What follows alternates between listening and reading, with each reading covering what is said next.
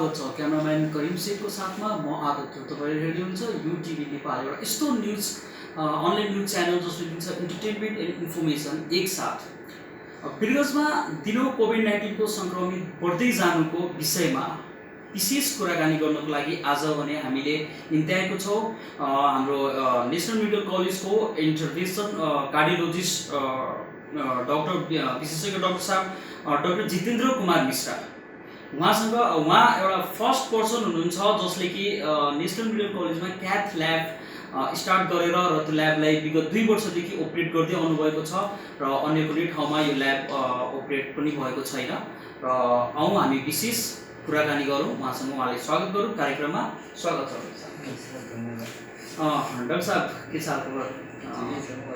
सरले एउटा cath lab हजुर इन्टरभेन्सन कार्डियोलोजिस्ट हुनुहुन्छ है त।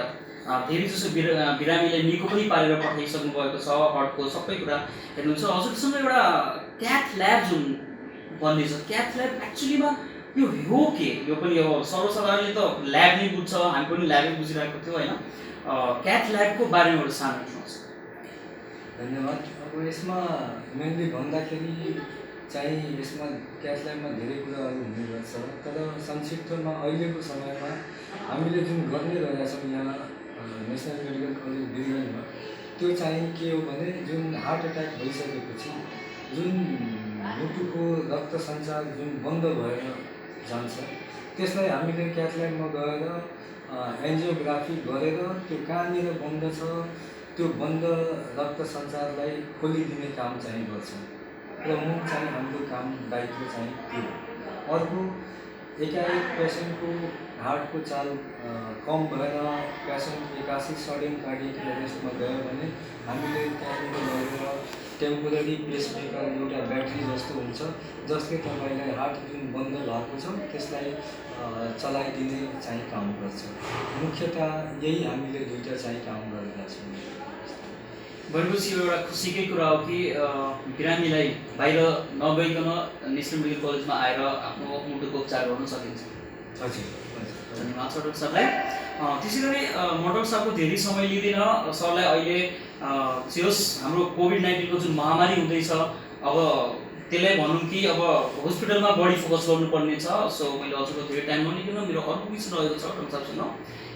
एलएमसीमा जुन नारायणीको पेसेन्ट्सहरू सबै यहाँ रेफर गरेको थियो, नारायणी हस्पिटललाई कोभिड-19 हस्पिटल बनाएर त्यसपछि जुन नारायणीको जति पनि नर्मल पेसेन्ट्सहरू जति पनि पेसेन्टहरू थियो त्यो सबैलाई नेशनल मेडिकल कलेजलाई रेफर गरेको थियो हाम्रो स्वास्थ्य मन्त्रालयले। त्यतिखेर हजुरहरूलाई कतिको सहज र असहज भएको थियो, वा हजुरको जुन क्लिनिकल स्टाफहरू हुनुहुन्छ नर्सेस भयो एचए, उहाँहरूलाई कतिको गाह्रो भएको थियो ह्यान्डल गर्न, वा कतिको भिडभाड थियो, के कस्तो छ त्यसको के कस्तो धारणा थियो हजुर एकचोटि प्रश्न? अब यसमा कस्तो छ भने जति बेला हाम्रो ठ्याक्क नेपाल सरकारले लकडाउनको घोषणा गर्यो त्यति बेलादेखि नै तपाईँलाई यो हाम्रो जुन मेडिकल कलेज छ, विशेष गरी मेडिकल कलेजभित्रका जति पनि डिपार्टमेन्टहरू छ त्यसमा वर्किङ जति पनि स्टाफ छ त्यति बेलादेखि नै तपाईँलाई स्ट्यान्ड बाई यहाँनिर कसैको पनि कुनै छुट्टी भएको छैन, कसैलाई केही बिदा पाएको छैन। 24 आवर सबै मान्छे अन कलमा छ। र जुन दिनदेखि झन् यो हाम्रो सरकारले नारायणीको पेसेन्टलाई पनि यहाँ जेनरल सुविधा दिने भनेर जुन घोषणा गर्यो त्यसपछि त्यो चाहिँ अर्को डबल यहाँनिर थपेर आएको छ।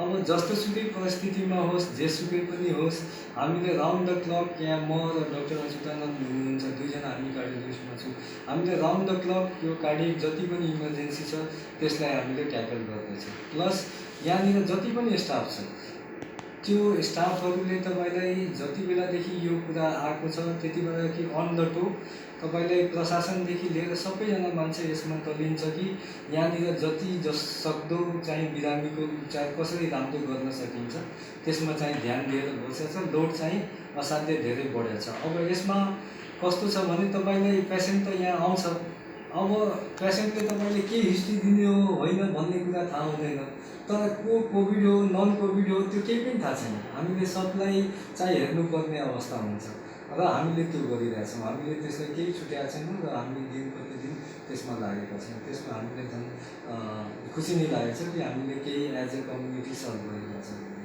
जोस खुसी लागेको छ। मेहनत एकदम कडा मेहनत गर्दै हुनुहुन्छ डाक्टर साहबहरू र उहाँको जुन स्टाफहरू हुनुहुन्छ उहाँले, धेरै खुसी लाग्यो मलाई पनि। तेस्रो क्वेसन रहेको छ मेरो डाक्टर साहबसँग, नारायणी हस्पिटल स्टार्ट गर्ने ल। त्यसै गरी तेस्रो क्वेसन रहेको छ मेरो डाक्टर साहबसँग, नारायणी हस्पिटललाई पुनः जेनरल हस्पिटल बनायो है त, यो निर्णय पनि भइसक्यो। अब हजुर कतिको सहमत हुनुहुन्छ यो कुरामा?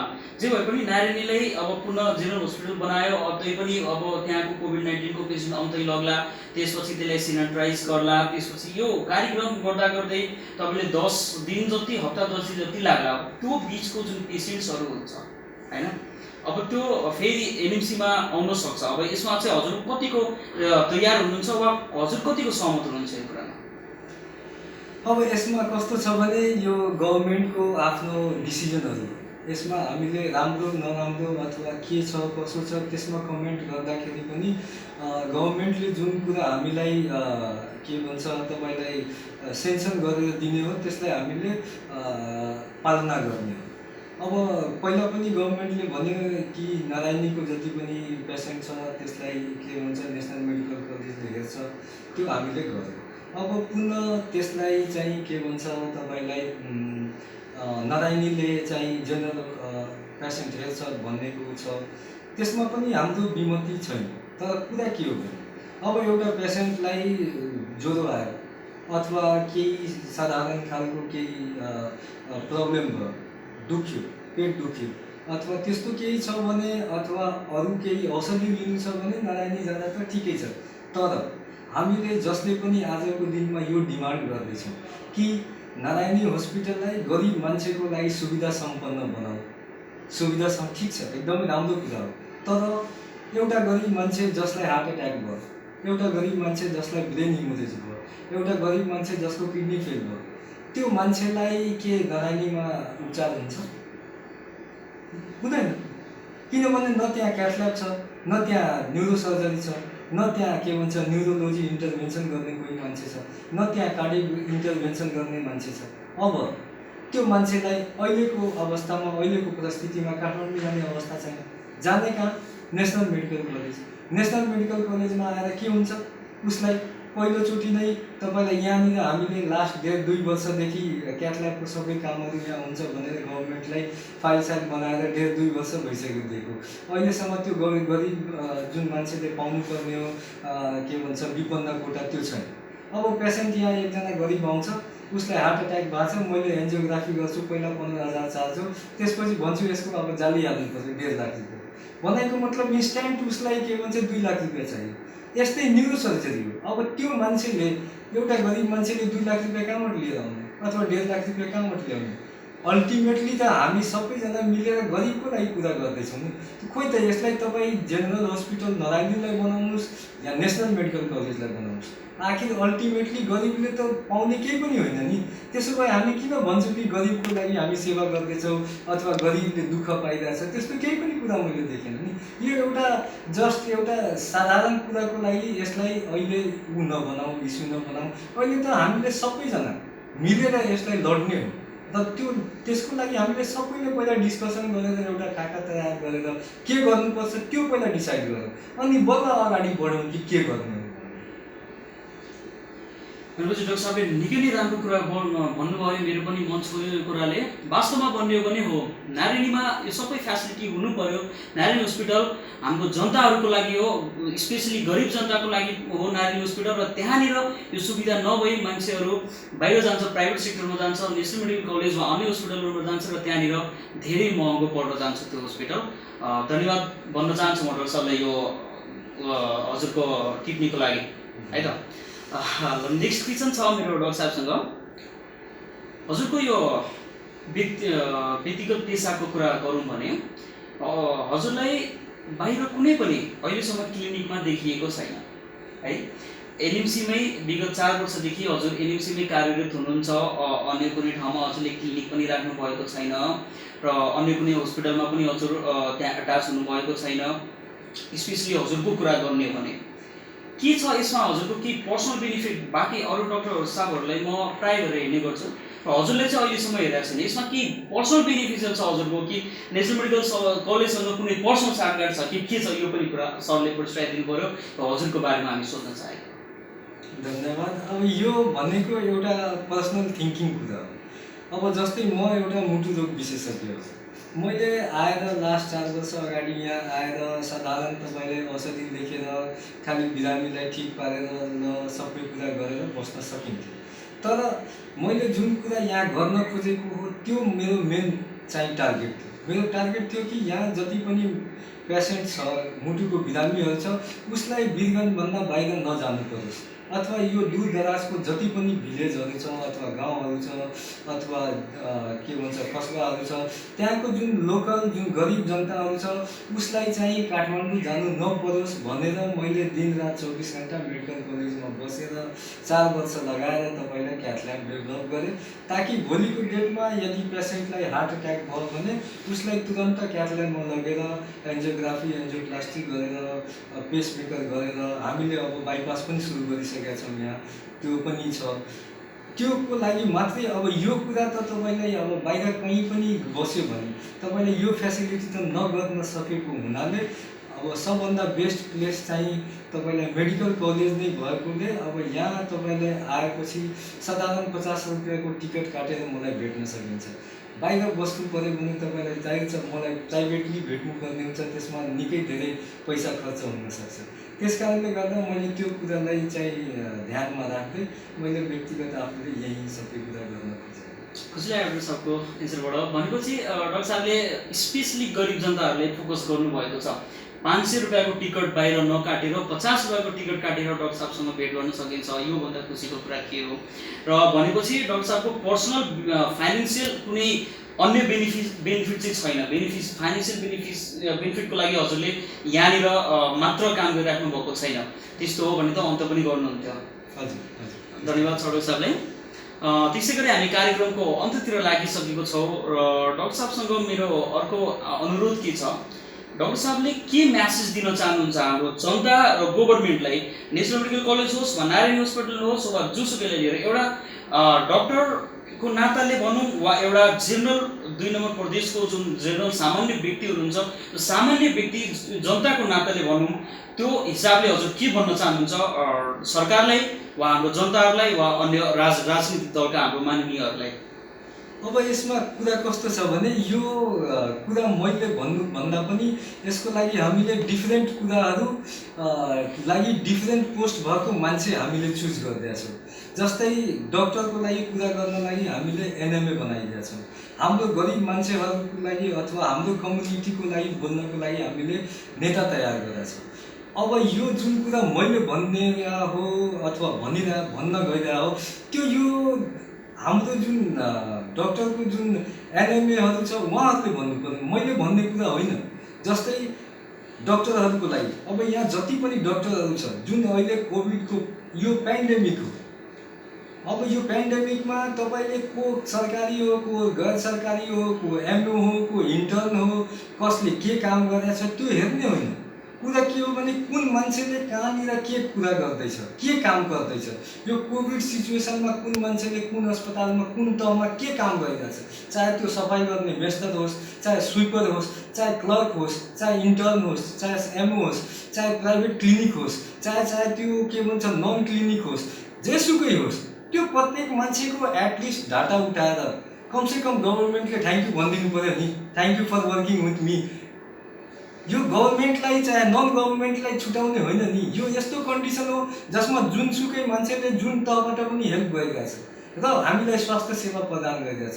त्यो कुरा चाहिँ अब बाँकी कुरा उसको मास्कको पिपिईको भत्ताको उसको के भन्छ इन्सुरेन्सको यो गभर्मेन्टले कसरी गर्ने हो कहाँबाट गर्ने हो त्यो उहाँको आफ्नो डिसिजन कसरी गर्छ।